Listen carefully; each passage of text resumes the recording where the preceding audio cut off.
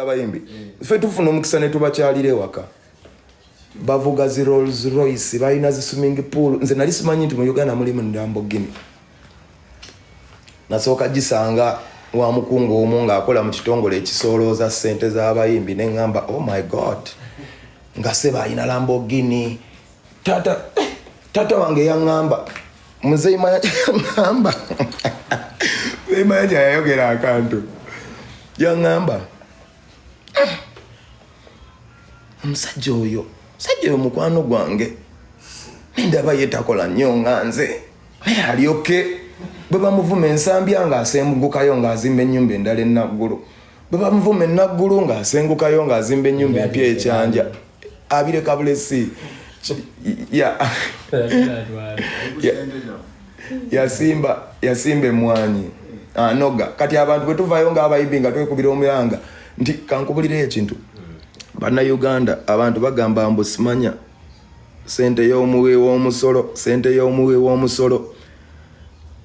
g'obadde okimanyi nti ku kyeke yange eya miliyoni olwo 8 nyinza okuba mpaako omusolo gwa miliyoni nga 4 kubanga nze ekanfunanga miliyoni 10-15 ku lunaana naye mba ndukoze awo Davido we yandekera kubanga yo izize bazimuwa nabuuza Davido naye mwe sente muzijjawa nangamba kola back tunes business in Nigeria ekumala nogaggawala nonyuka namuga really nangamba nambuuza ebyaffe wano naga you guys are getting peanuts, you getting ripped off bababa ge mazima ne kati ebitongole bisasudde abantu bali mu kusiriwaza ki bantu baagala basigale nga batubba nze temugenda kunziba wamma bwe mbanga asibye njogera birimba mu buleto bukakafu bwe kiba si kyo nga mugenda kuntiisatiisa okujjayo kola back tunes zange muzijjeeyo kubeera mumpa katono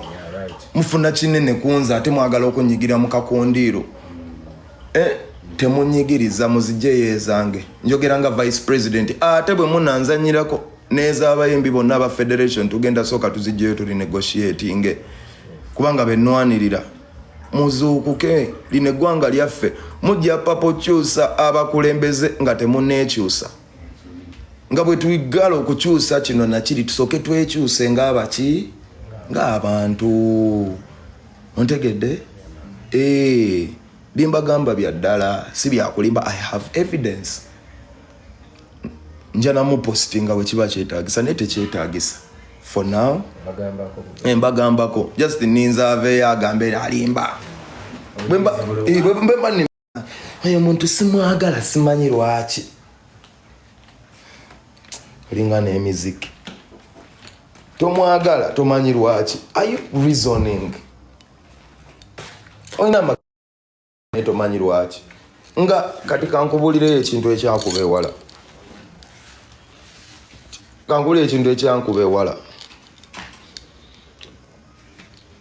olabe Egypt okyamye muno bwogende Egypt ng'ova Uganda bakubuuza oh you from Africa gumanyi mbw abe Egypt bamanyi tebali mu Africa era bakubuuza gova mu Africa aba Egypt bo bamanyi si bafirika kakati nno mba nkyalimu ebyo ne bansiba mu America bwe bansiba mu America nga mukomera mulimu omu Egypt naye bwe baali batutulugunyanga ng'ekyo bagenda kikola mu firika nga batutwala babiri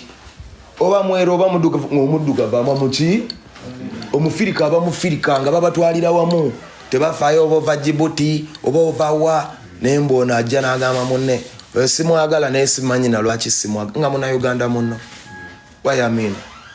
tuvayo twogera ebintu ku mulimu gwaffe n'atali mu bya music naye avaayo awabula singa kale bantu bawabula ebintu n'embitunuulira oli n'abuuza mbu sibata sente yazisaawa yaziteekawo wazimuwaddi oli akubira essimu n'agamba akayimbako kyekakola emutukula naye nga tolinayo yadde olwataano oluva emutukula ng'era bw'otolimba mutukula ezo tojja zirya naye ng'oluyimba lutambuza bizinesi z'abantu lutambuziza television lutunze engoye lutunze restaurant lutunze amabaala lukoze campaigns omuyimbi y'anaasasulwa ddi njogera nga vice president soogera nga palaso mu nnumba nga vice president gwe kirumye naye tugenda kukyusa bino ebintu binokyuka ekizibu bye kiriwo nti abamu mulumba mulowooza nti ngenda ku giving up ze ndonga siwanika masekeredde mpaka ku mumpuko ogusembayo ku mpewo esembayo era bwe mba mulowooza mugenda kunkyusa mukyalina olugendo luwanvu olina olugendo okumenya amayembe ga palaso amayembe gange ga kyuma tokigeza jakundaba nga ndi wansi wanika akagulu onsamba okamenye owentebereza y'obudde bwagamba mbu egenda tonnyanga erimu okubwatuka bwatuka olowooza aba atiisatiisa aba akubuulira ntebereza y'obudde gwe mulimu gwe. I am talking as the vice president of the federation. Music omulaba music yomu ku mirimu ogusinga okubeera ogw'embwa gye bayita lucrative business. Manyi kye bayita lucrative business kyekitegeeza lucrative business eba efunirawo eba efuna kiralu naye nga bw'esala era esalirawo ate esala kiralu nga margin eri very small. Kati music is a lucrative business. Omwana kasita investingamu obulamu bwe ne bayita emyaka 15 agenda omala nga takyalina mulimu mulala gwasobola kukola. Kyova olaba abayimbi abamu babeera depressed ne bamalira ku drugs. Kyova olaba mental health is a big issue in the music industry kubanga omwana akuba hit ne bamugamba ne DJ n'atuuka okukyawa n'agamba twakuba endongo n'obaluka ssebo totuwa ku ssente eziriwa. Wali DJ bw'azannya mu America eno ne check kiraga nti DJ yazannya akasente okafuna nawe DJ oba omusanga n'otamuwaayo oba wattima kubanga system ekola. This is a broken failed system and we have to build it from the ground up.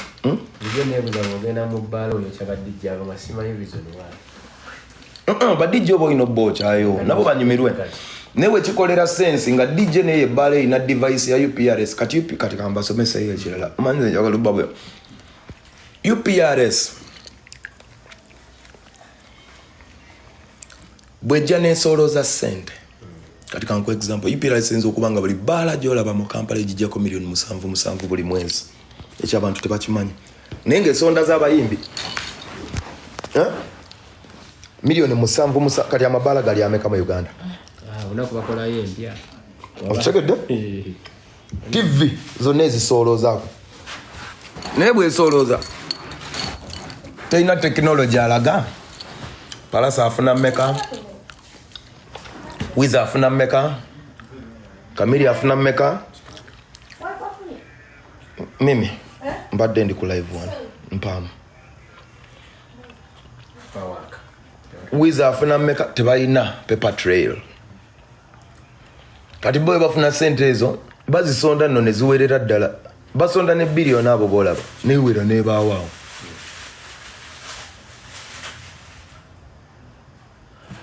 Ne billion ebwe bamala ogisonda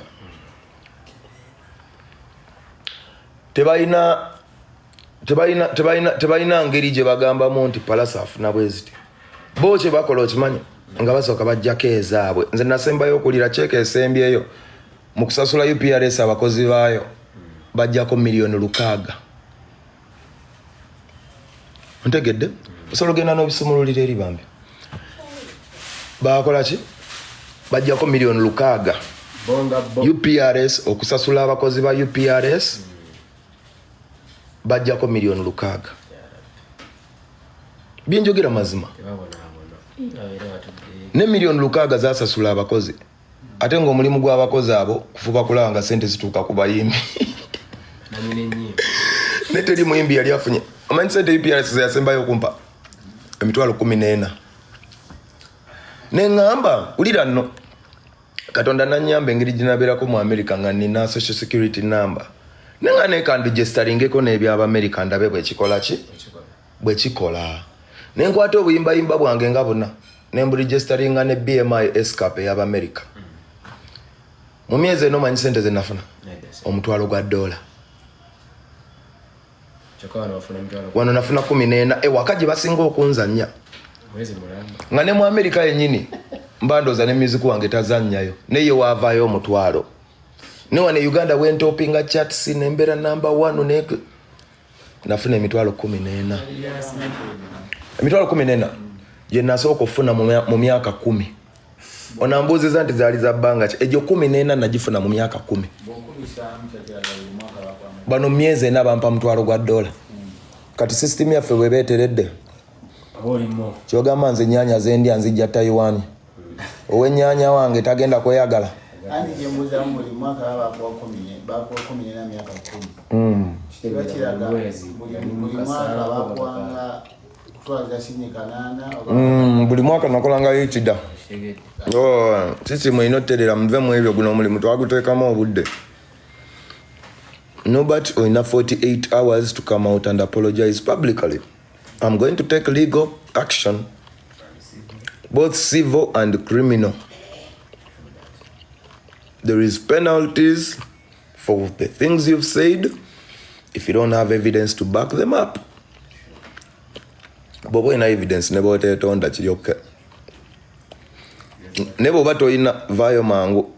Bintu byenjogera bya magezi biraga ndi muntu ategeera. Amanyi bana abantu babasirwaza ba mixingira mwabo mama tebamanye nze linnya lyange libampitanga buuza abamanyi bampitanga dirty genius nendi dirty genius nezinga bwenti ntambulanga kamese mala kwasa amana omanya nti obwedde olina mpologoma bagamba walk like a mouse strike like a lion ntambula ndi mugonvu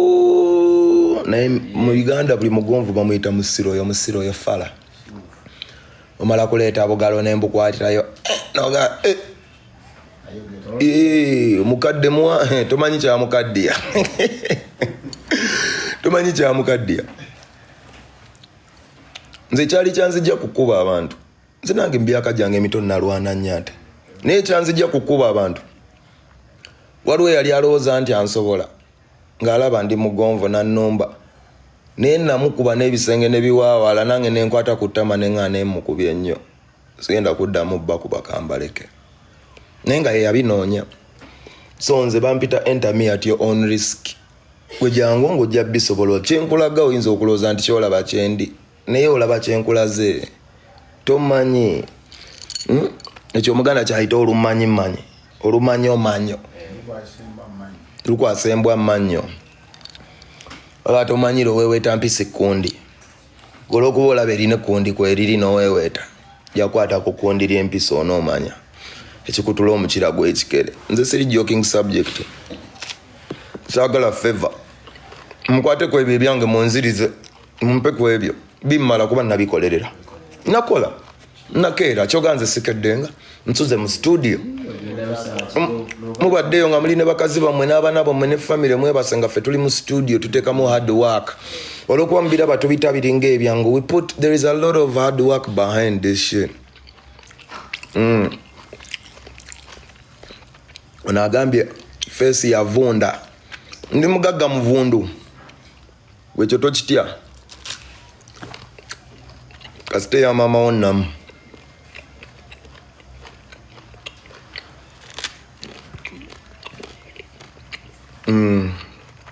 so ansube mfunye ekyokuyiga ojja kuba bulungi temundabangako bwe batyo bateeka ba rediyo ne babatambuliza ku magi dakiika 2 nga rediyo yafudde kale musajja atusinga yanyumira obulamu bwe yadda mu kwegendereza abantu simanyi ono agambye ate ono anaalowooza ki ate golowooza nfa nnyo ku kyolowooza I don't care. I really don't care what you think.